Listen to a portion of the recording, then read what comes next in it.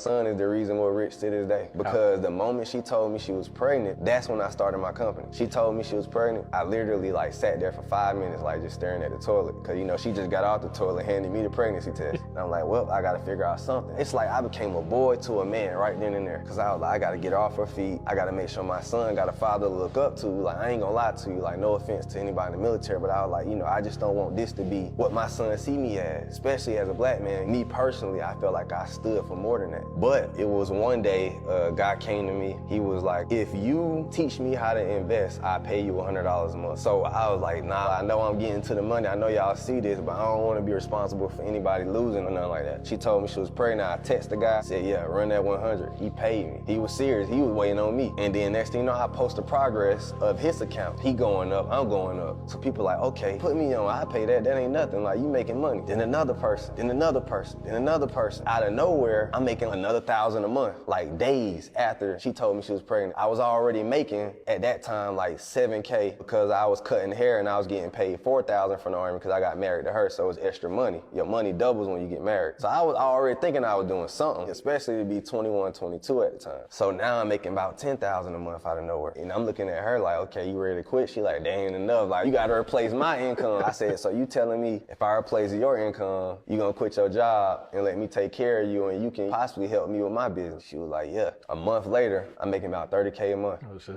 So about February 1st, the first week of February of 2019, she quit her job. She still finished school though. She graduated in that May, but yeah, she quit. And then I told her, look, all you gotta do is manage the customers when they come in, occasionally answer my DMs, just manage my lifestyle, and I take us to the moon. That's what happened. I trusted her with everything. Like, here, take care of my money. Just let me focus on the company and just growing the company. And that's how we took off. She doing all the back end stuff, I'm doing all the front end stuff. And it's like that to this day.